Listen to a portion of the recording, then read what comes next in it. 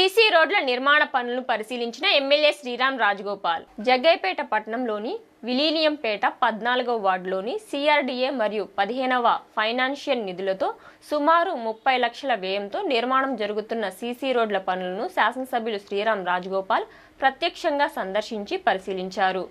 పనుల నాణ్యత, పురోగతి, ప్రజలకు కలిగే ప్రయోజనాలపై సంబంధిత అధికారులతో మాట్లాడారు.